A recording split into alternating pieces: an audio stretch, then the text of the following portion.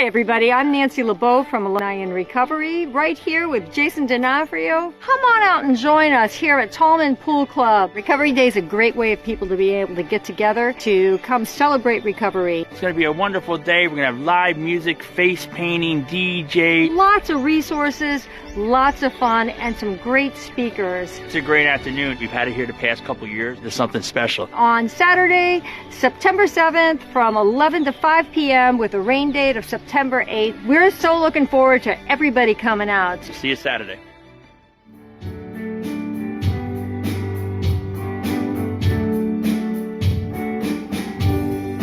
Trapped in a dream, archaic nightmare, taunted by past, climbing Everest without a rope,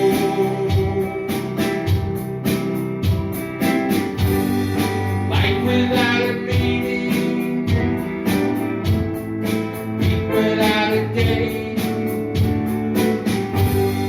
Buried in a sound, one you owe and still unpaid.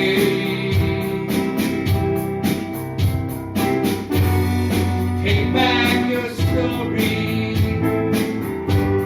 show the world you're the best. Welcome back to High Wall Clean. My name is Eric McCoy. As we've discussed extensively, our country is failing in many ways when it comes to those with substance abuse issues and with mental illness. Now, one of our main focuses on this show is to work and break that stigma on both of those topics. Now, with most of our guests, we've heard story after story of people who have struggled. Today, they're upstanding citizens and in many ways healthier than many of those who don't have those problems. Now, this upcoming Saturday on our show, Hot Topics on Johnny Rock and Roll Radio, we're going to be discussing another popular topic with those negative attitudes, those prejudices, those false beliefs that are associated with specific traits, circumstances, and health symptoms, which basically what a stigma is. That topic is going to be homelessness. Now, I want to remind everybody that stigmas are in many ways, according to the way I see it, is what is killing people. Now, let's jump right into our show. We have a guest today, and her name is Nancy Labov, who I believe is going to provide valuable insights on stigmas during today's discussion. Nancy brings over 25 years of experience in addiction and psychiatry as a registered nurse and certified drug and alcohol counselor. Now, since the age of 26, she has been in recovery herself, driven by her family history of alcoholism and substance misuse. Now, Nancy is dedicated to helping individuals overcome alcoholism and addiction and drawing from her personal journey and her professional expertise. Now, she's the founder and the CEO of an organization called Alumni in Recovery, which is a program to raise awareness, instill hope, and provide resources for local communities. Their goal, which is one of our goals, is to destroy the stigma surrounding addiction and substance use disorder by sharing personal stories with middle and high school students, with parents, and with communities. I want to thank you for joining us, Nancy. Thank you for having me. You basically summed up what we do quite well. I appreciate that. Now, I want to say something real quick. Now, it was estimated that California had a little over 12,000 overdose deaths in 2023. There was, from what I could see, almost 3,000 in New Jersey. Now, the difference being is that the population of California is 37.3 million people, meaning that New Jersey has about 28.5 million fewer people. Wow, I didn't realize that was the number in California. I do keep track a bit of what's going on in New Jersey. And you are correct. It's quite proportional in many ways. And let's face it, hundreds of thousands of people have died from the epidemic the opioid epidemic, which they're keeping track of, never mind all the other complications surrounding addiction and alcoholism, correct? Yeah, absolutely. And again, as we put a major focus on our show, we talk about the stigmas, the Yeah. stigmas of substance abuse. I mean, like our homeless, like I was saying, this Saturday, I'm going to be doing a show on a radio show on homelessness, and California and the epitome, Los Angeles there's a lot of homeless people out there. But I always observe people, and you kind of see people, and they walk by them and they just think, oh, these are just dirty, nasty, disgusting people that, but the reality is that a lot of these people are sick. A lot of them have mental illness. A lot of them have substance abuse. Now, of course, in California, we have the whole bigger spectrum of all the people that actually have jobs and just can't afford to live here. Correct. And in New Jersey, too, and probably most of our country. And, there's two things that come to mind, and they're that I'm taking it from other people. One is Brene Brown's saying, it's hard to hate people close up, move in, right? Secondly, I remember one time I was listening to Wayne Dyer, if you recall him, the belated Wayne Dyer at this point, and he was saying something about Mother Teresa, and she said, go out into the streets of Calcutta in the middle of the night and find somebody on the street and convince them that they're not alone, and I think that aloneness is such a symptom, right? Loneliness, such a symptom of addiction, of addictive disorders, a feeling that we don't belong and that we're different, and right? Absolutely.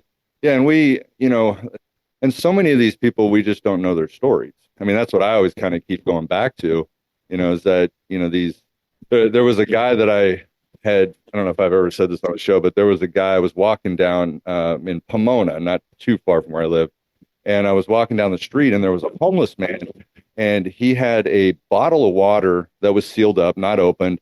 And he asked me, hey, would you like a bottle of water? And I was like, oh, no, I'm okay, And then he goes, do you want a cigarette? And tries to hand me a cigarette. And I was like, no, I'm good, And I thought about it, and then I turned around and I actually went down and sat down with this guy. And I was asking him, I said, so, obviously you're homeless on the street. And I said, what happened? What put you on the streets? And his story was that when he was young, 18, 19 years old, and that's what he tells me, that he was charged and convicted of a murder that he didn't do. It was 20 something years later that they found out he was innocent. And, and then of course, the way, our prisons are is they give you $100, they give you a bus ticket and they send you home. He doesn't have a home. His mother had passed away, while he was in prison. And the guy obviously had zero resources, no ability to help himself. And because he wasn't on parole, there was no assistance for him. How crazy. That is. No, it's and it has to do with stigma. Yeah, it has to do with the fact that we are so riddled with fear of feeling that those differences keep us separate, and that somebody to label somebody so severely that he and just assume in our perceptions and just creating that narrative that this man is, a murderer and guilty. And isn't that very shame-based within our upbringing as well? I mean, it ties into everybody in some way. We all have something that we are healing, mm-hmm. and we are misunderstood about, and messaging that we have perceived, which creates all these, shame-based, pieces to us. And I can't even imagine. I'm always blown away by those people that are innocent, that have been imprisoned for years, yeah. And what they must overcome. And And I've watched a couple. I don't know if you follow Brian Stevenson at all. Do Mm, you? Oh my no. goodness. He's one of my modern day heroes. He really is. He started the Equal Justice Initiative, the Okay. EJI, in you know what I'm talking about, in Yeah, I've heard of it. Montgomery, Alabama. And he has a story and a movie based on him called Just Mercy. And it's, he started this foundation, for people that are imprisoned wrongly just Mhm. by the color of their skin, Sure. mostly, primarily. So there's so many layers of this. I Yeah. thank you. Thank you for bringing up this subject because it is so deep, but addiction, I do believe, is the one thing we can all kind of not discriminate on because we all can become addicted Sure. to something, right? And I mean, everybody has a compulsion of something. I mean, whether it's a behavioral thing, you got eating disorders, you got, the gamblers, you got, obviously the substance abusers. I mean, you got, nowadays we got, phone addiction. I mean, social media. So social. yeah, yes, we have shopping, we have eating, Yeah, like you said, food, and there's just so many components to it, and it's all about just getting out of ourselves, isn't it? yeah, I think Yeah. so. I think it's just we want to feel differently, or we want to have something that comforts us. Just kind of like you were saying, like we're. I mean, we are social beings. And so we are always looking for something to comfort us. The idea or the excuse that homeless, for instance, are drug addicts on the street. If I was living on the streets, I would be too, probably. I mean, you're alone, you got nobody there, you got nobody to talk to, you're living in a nasty environment. It makes actually sense to me, being a substance abuser, that, it makes sense to me that, okay, here's something that can comfort me, even though it's completely unhealthy.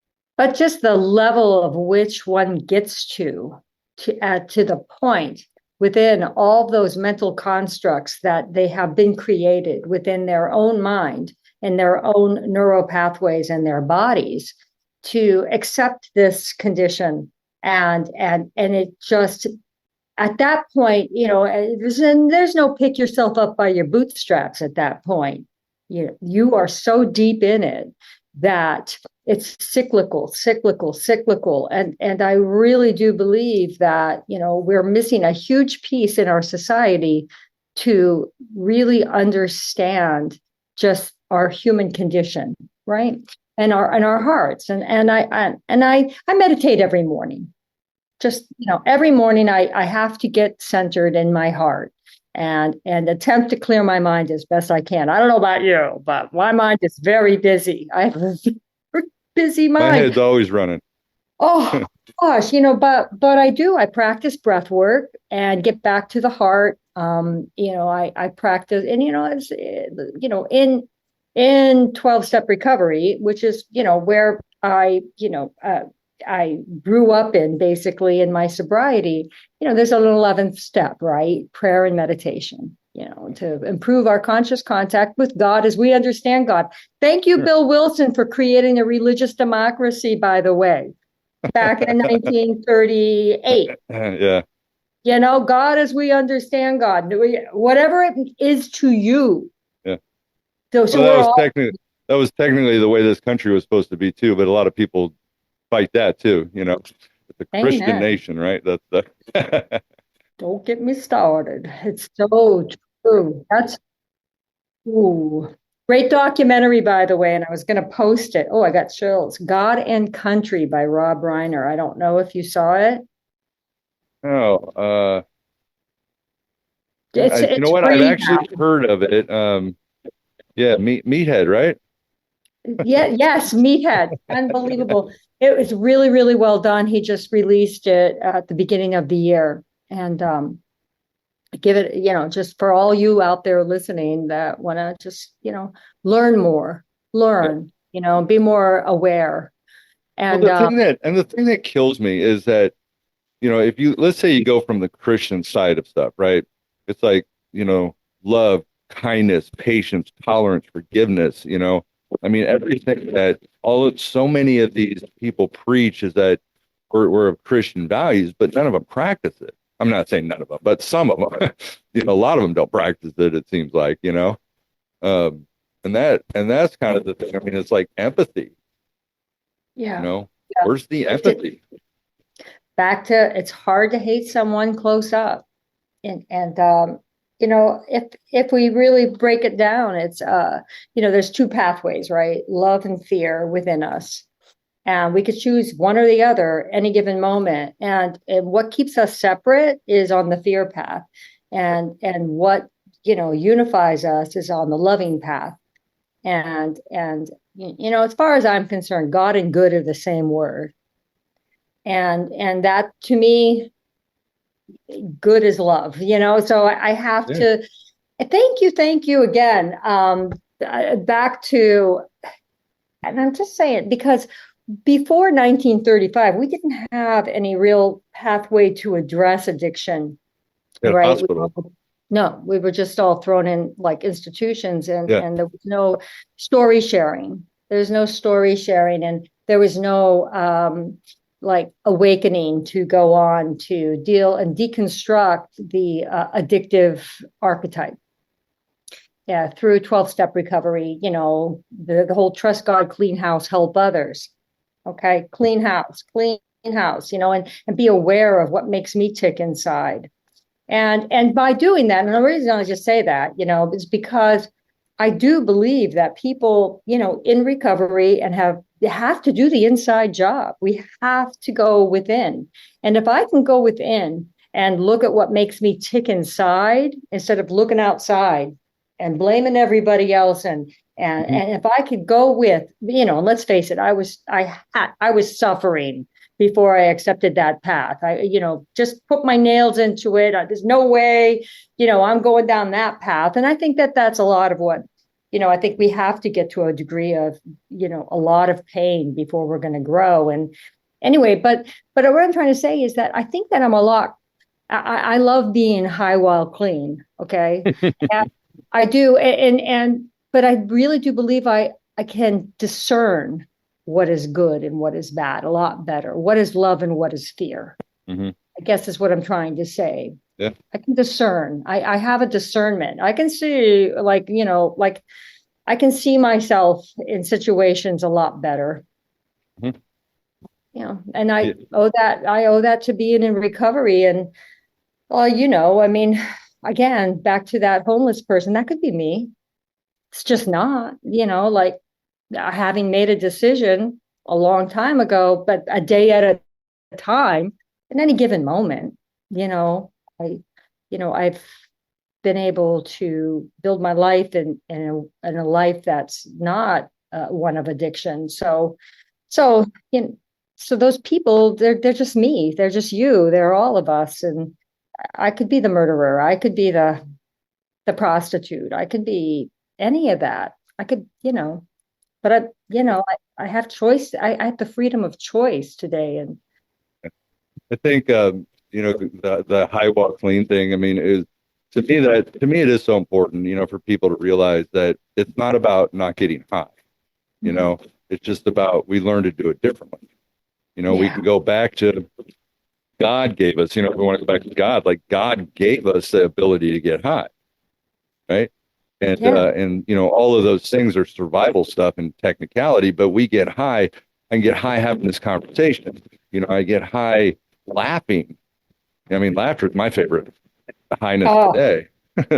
Just having a good, serious laugh, tears down your. That sure is. That sure is. That's for sure. There's so many outlets, and at the same time, I get really inspired too. And I think that also ties into it. High while clean is having purpose, and part of my purpose is like you're at 7 a.m.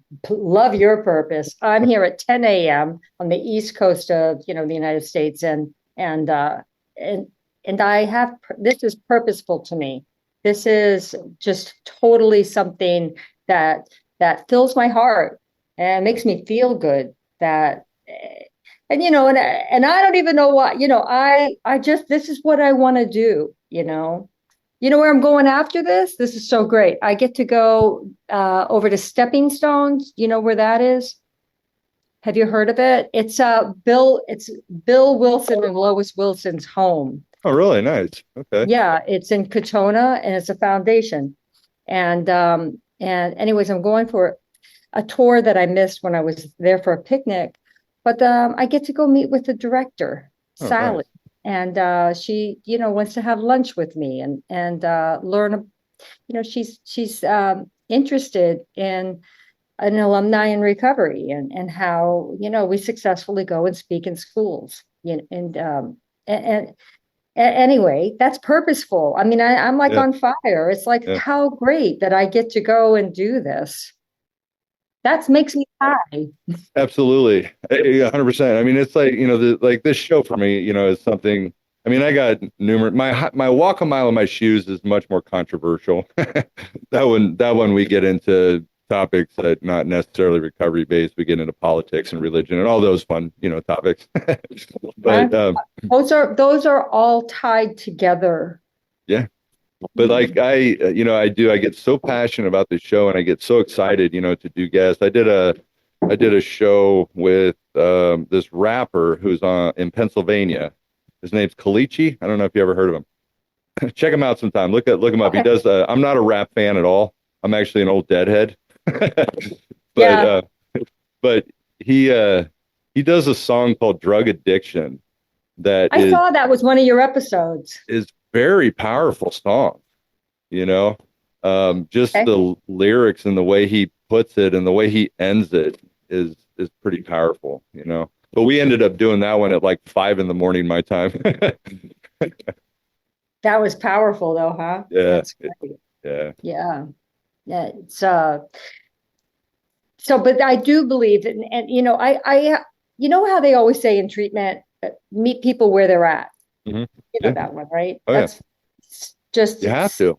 a mainstay. Well, we meet people where they're at. So the Alumni and Recovery Organization, I attempt to meet people where we're at. I'm bridging, I just want to bridge Mhm. and create connections that weren't necessarily possible before.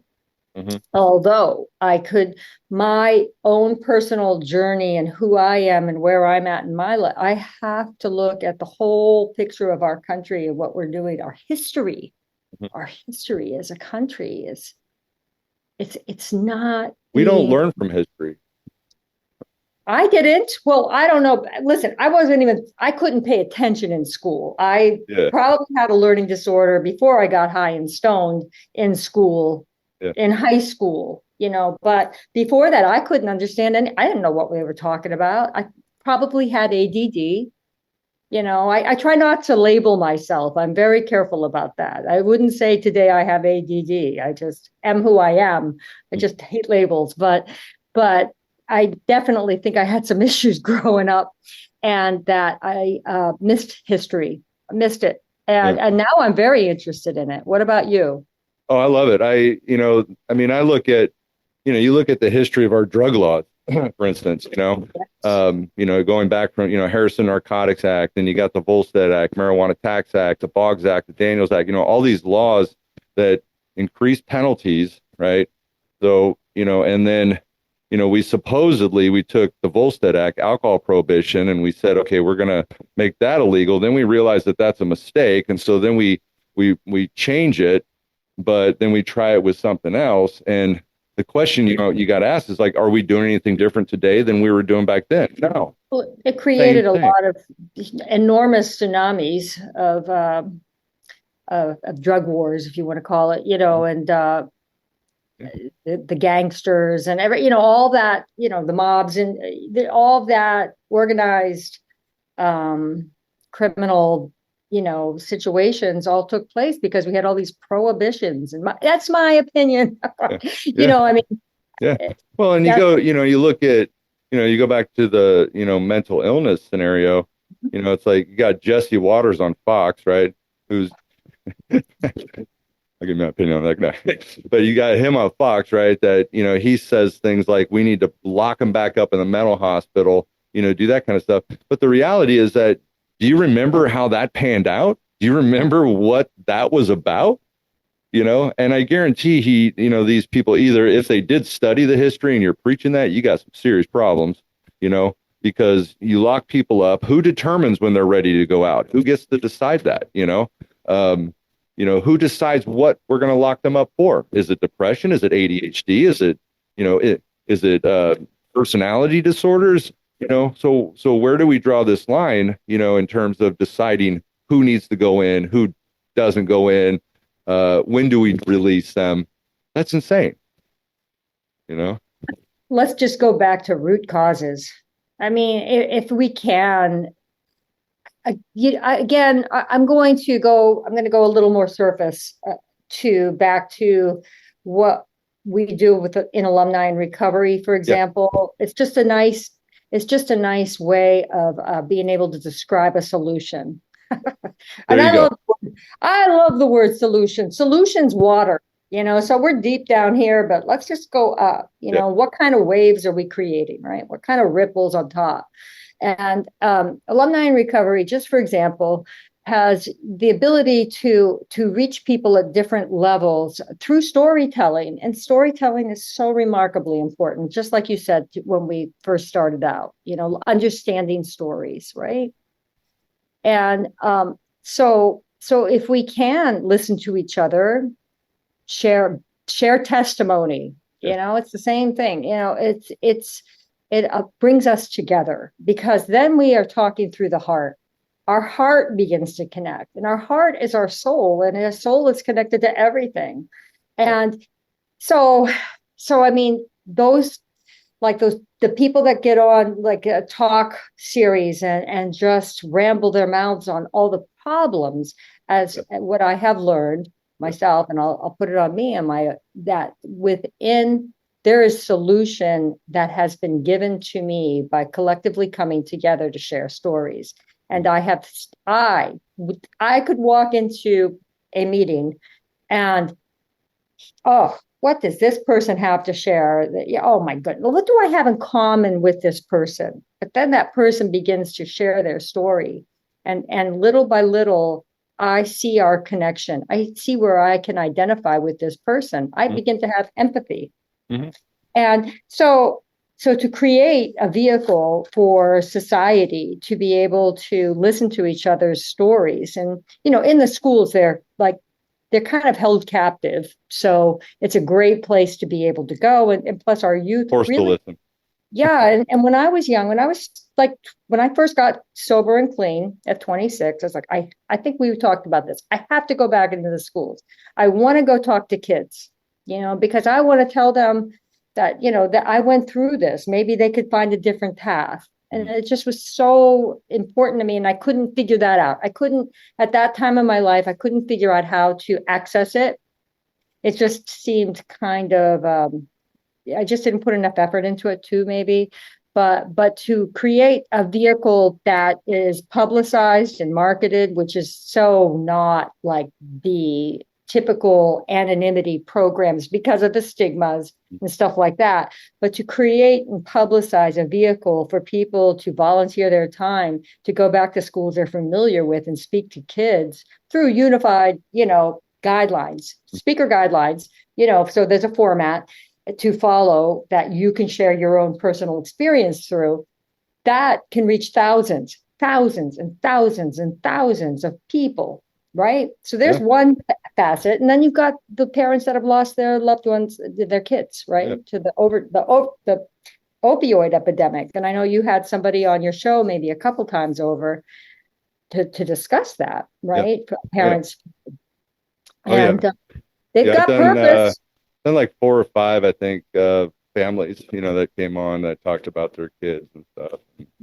I tried to make it as emotional as possible too, Well, there's a lot of purpose behind that, and to hear so again, back to those, giving them the ability to share their experience, something that everybody can relate to, trying to keep, certain like religion and politics out of it as best we can, and just focus on the message behind the person.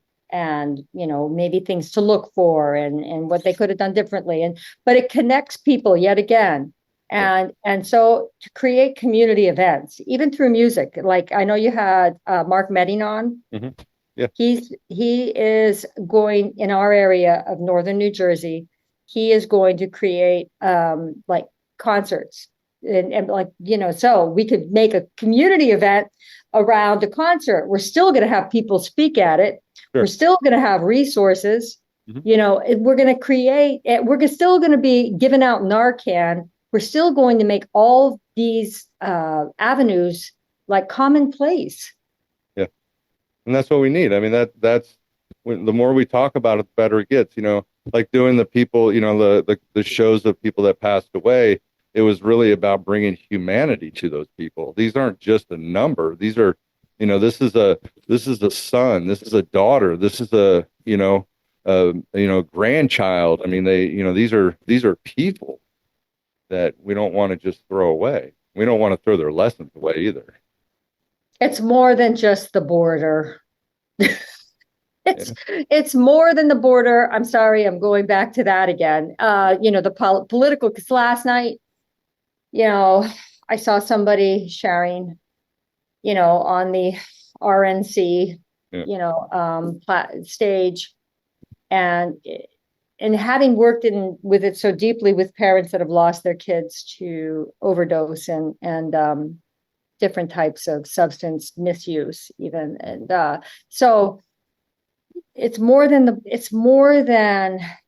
trying to create more law and order, right? It's more than you got to get in there. You got to get to the hearts of others. Well, because you look at our, our history has always been about reduce supply. Mm-hmm. I can get more drugs today than in anywhere in time, and it's easy to get it. And so we've got to focus much more on reduced demand. That's how you close businesses down, is you reduce demand. How do you close Amazon down? It's not about them not being able to supply the products. It's that if we don't buy from them, they go out of business, right? And that's where I think there should be so much, which is what you guys do, is you work to reduce demand. You go in and you educate and you teach people and you share stories and you try to get them to understand, what you're talking about and all the reasons why not going on drugs is a better life. Yes. Finding the purpose. Exactly. It's about that mindful decision. It's the personal responsibility. And I think that we're reaching an era in our life where we're beginning to see that we all have personal responsibility for what's going on in our outside us, in our country. I think people are getting more in tune to that and a little more aware. I know that there was a solid period of my life where I just hid my head in the sand and said, for somebody else taking care of that. Mm-hmm. But as far as putting a substance in my body, it's something that I think that we can all be a little more mindful of why we're doing it to begin with. But we have to begin by education and awareness. We can't just, I've heard that already. We need to hear it again, as we know in recovery. It's a daily process. It's something that we must continue to be very vigilant about. Yeah, I don't see, self-responsibility is key to everything, because right. I don't see, so many people look at it like, oh, that sucks, self-responsibility kind of thing. But it is actually where we take control back over our life. That's what it's about, because nowadays, it's like if I'm associating with people that are not in my best interest, I'm responsible for that. If I'm hanging out with people that are using drugs, the idea is like, well, they just gave it to me. Okay, yeah, but why are you hanging out with those people? These are things you're responsible for. I'm responsible for my feelings. I'm responsible for my behaviors, my actions, everything about me. What am I not responsible for? You and everybody outside me, I'm responsible for me. And I think that is powerful, when people can embrace that, and because that is control, It sure is. We have such an epidemic of anxiety and depression too, right? And what is that about? It really has so much to about the disconnect from our own personal power. And there's always, good, beautiful essence within us, and we get disconnected from it. And I certainly know what that's like on a personal level, and being able to get back to my own self and make those decisions, like you said, on who I'm surrounding myself with and why do I feel disempowered, and to maybe just even daily practices of reading things that will bring me back into myself, and learn how to empower Mhm. myself. I think, the like when we look back to like, we do live in a sensitive world today. Yes. We live a lot, again, like you said, anxiety, all this type of stuff. And I think there's a lot of things to look at is, social media obviously is a big part to it. People don't have to go out and ask people out on dates anymore. They just click to the right and, whatever kind of thing. Where back in the day, you had to actually be uncomfortable. You had to go talk to somebody. I know. You had My fear.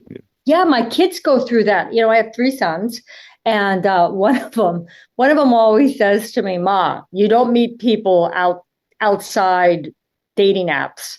You just don't. That's how you meet people." Wow. That's like foreign to me. So, Yeah. Crazy. but I guess that it's very true. It's very true. I think another thing is parenting has changed too, right? Because, parenting has now become such a picture of like, I don't want my kid to get stressed out, oh, I don't want them to be nervous, or I don't want them to be this. But the truth is that we need them to be, because that's what life is. Life is stressful. Okay. And you got to, I personally, this is my opinion, but we need to allow our kids to be stressed, to have anxiety, to be able to walk through fear rather than crumble. Right. It's true. And plus they're being assaulted every day with what's on screens, whatever screen it is. I mean, I can't even imagine the barrage. I can't do the barrage. I just don't. I mean, that's and I'm a 61-year-old woman that's had, years of assistance and getting okay with me. And I just can't. But I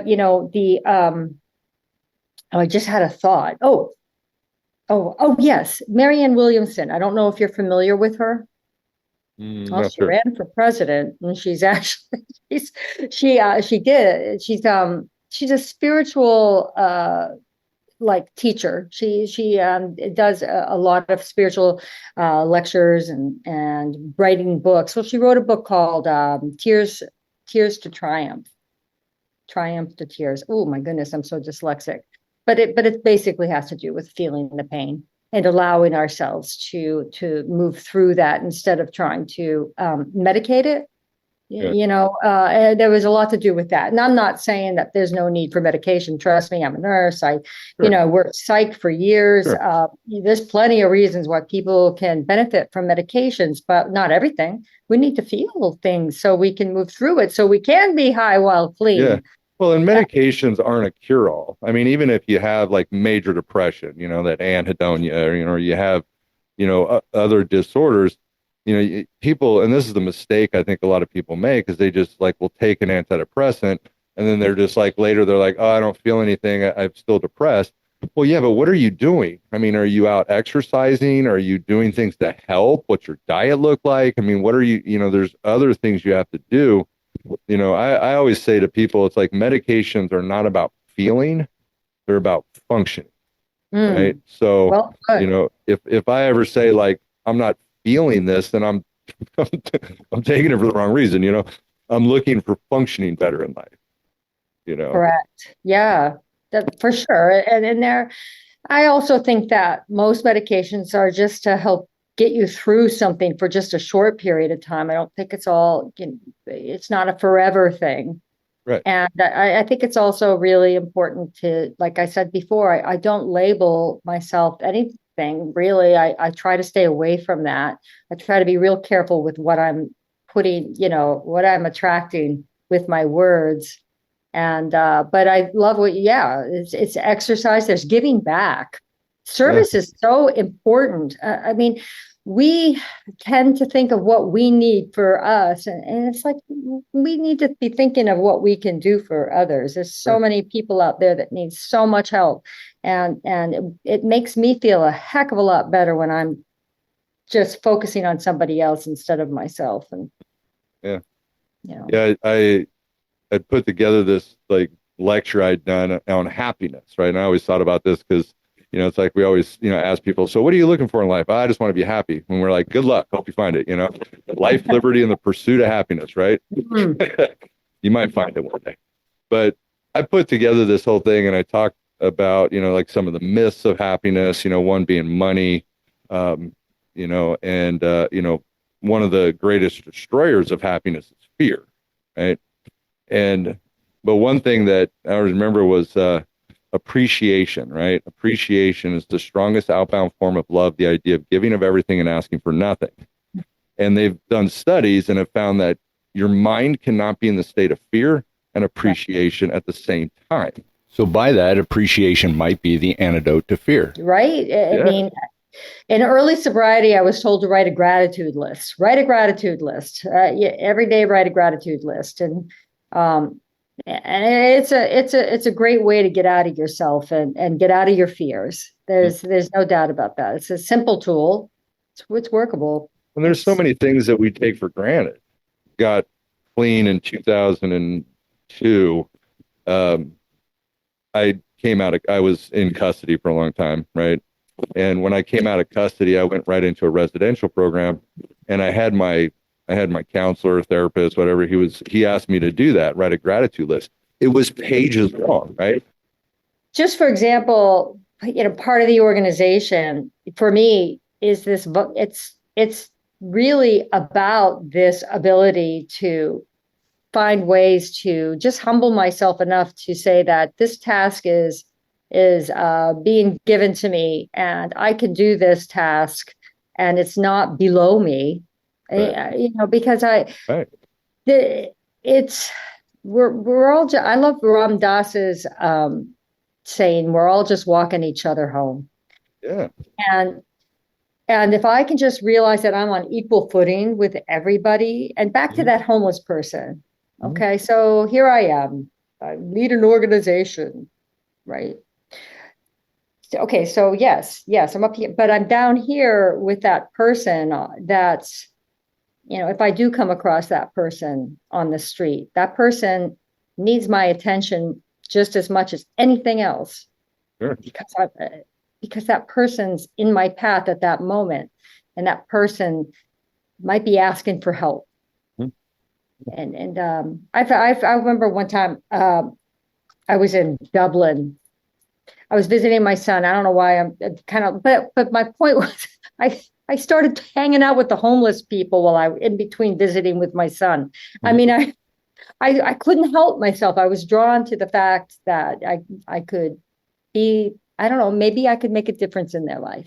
Just maybe, you know, I'm not that powerful, but that human connection is powerful. Just by talking to them, you're making a difference. So many of these people, nobody talks to them. They shun them. They just walk by them, you know? They're afraid. It's a fear. It's covered with, oh, go, you know, they need to be, you know, somewhere else, or, you know, they could make excuses of why they're not connecting to that person, but it's all fear-based, isn't it? You always hear a story, you know, like on the news, like, oh, a homeless man murdered somebody, right? You hear that every once in a blue moon. It's a homeless man that murdered somebody. You know, now all of a sudden it's like all homeless people are murderers. Yeah, I know. That's a shame when we single out in such a way. And you know, let's go back to stigma for a minute, because I think that this is, we brought it up with the homeless, right? And you know, and now they call them the unhoused. You know how like terminology changes, right? Right. The unhoused, and I think about that with stigma and where we are today with addiction and how we call it substance use disorder instead of addiction and alcoholism. Addicts, not like, you know, even clean sometimes is frowned upon. Like, oh, we were dirty before, so now we're clean. You know, they change things. Oh, detox is now withdrawal management. You know, we're changing things up. But the reason I like this is because good, good. Let's bring up the dial it up a bit to create like, just so people have a moment to consider the fact that there is some kind of stigma around this. We didn't even know there was a stigma. You know what I mean? I mean, like, let's look at it this way. Here's a good example. When will we get to a point where we're walking through a grocery store and people like, because I'm an alcoholic and an addict, I shouldn't have to walk by the liquor aisle. I'm not saying that's a problem. I'm just saying that in today's society, with all the things that we have to be sensitive about, we're still way behind on this one. And so we're making a little progress, and with stigma, we're making a little progress. Okay, but if it took the women's rights movement 70 years to get the vote, we might not see anything right away, but we can still work towards it. I'm willing to march and maybe get stones thrown at me. Maybe somebody will spit at me. I'm willing to do that to make a change. What about you? The way I see it, because again, just in reality in the real world, it's like it is, we can work to learn to live in a world where it's at, but we don't have to do it ourselves, No. That's what I always try to impress upon our clients, because the truth is it's everywhere. I mean, alcohol's the worst, but if anybody's been in the world of drugs, you know how easy it is to get drugs, it's not very hard at all. I've always worked towards, it's just the understanding that it is there. I don't have to do it though, and that's the big thing, Yeah, it's like we no longer use alcoholic. We don't use addict anymore. We use substance use disorder, Right. Oh, and substance misuse over abuse. Yeah. There's like all sorts of little terms, and that's okay. I'm all up for it, because at least we're getting a little note, like, somebody's noticing something to want to create a little bit of change. And because you was talking about walk a mile in my shoes, right? And walk a mile in anyone's shoes. But if we could just meet each other on the stories, if we can just meet each other at the story level, we begin to connect those roadways and those pathways, and kids will have an opportunity to say, oh my gosh, I thought that I was the only one that felt that way, or I thought that was my problem, and it was a severe problem. I mean, think of all the kids that are so alone and like that are so misunderstood, so bullied, whatever. And then you got the ones that are making the ruckus. Think of if we could just find ways to say, I was there. I know what that felt like. All of them. Yeah, it's the adverse childhood experiences being met where they're at through a story. And so here you are creating this beautiful, like, you're out of the box. You are out of the typical traditional 12-step recovery box, right? You know what you're doing.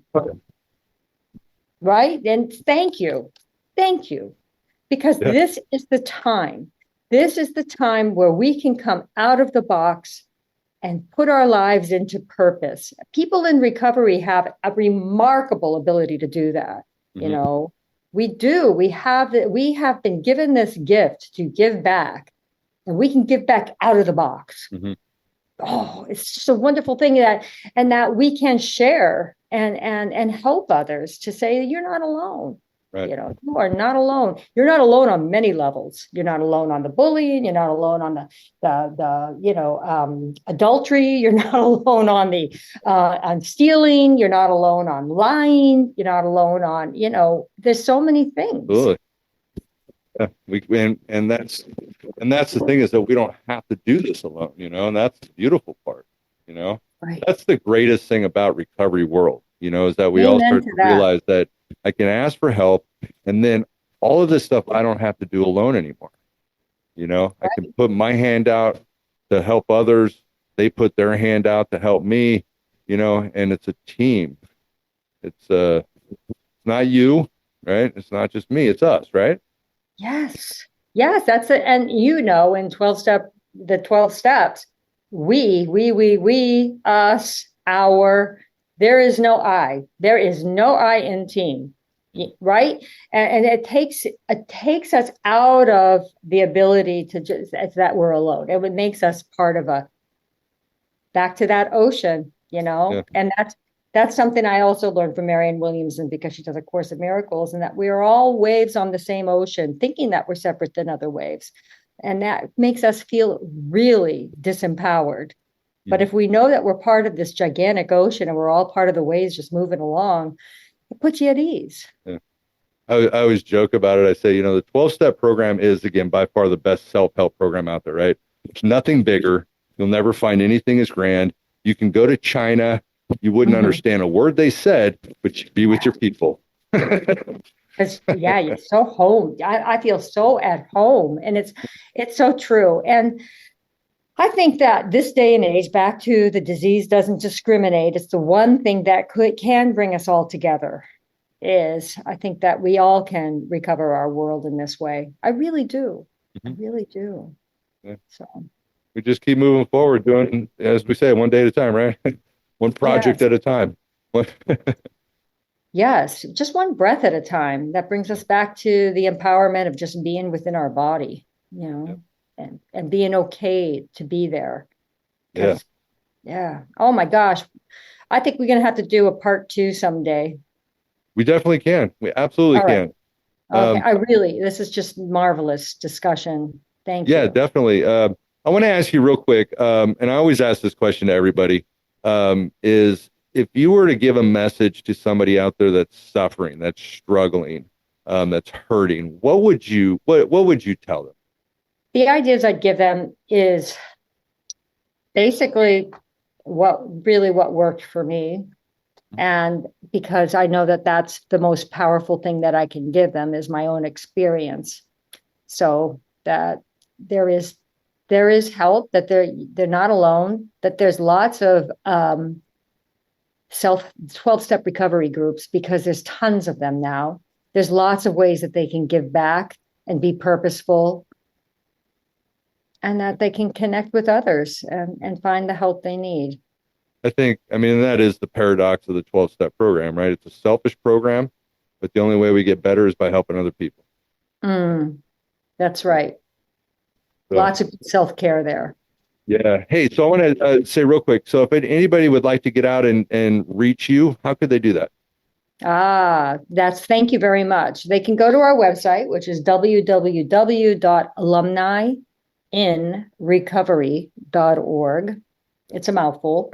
Or they can go to our Facebook page. It's Alumni in Recovery NJ, I think. And we're on YouTube. We have a YouTube channel with lots of great videos, and Instagram, and contact at alumniinrecovery.org. Those are all good ways. And you know what? This can be done anywhere. This is not just a Northern New Jersey organization. This can grow, because all it takes is a recovery community that wants to be able to make a difference and get into schools and speak to kids about the pathway of addiction and where they were at when they were that age. Yeah, perfect. Yeah. And I'll make sure that all of your information is posted. And I want to thank you for doing this. I really appreciate this. So I just want to always end this, and I want to say to everybody, keep getting high, but let's do this clean. And we'll see you soon.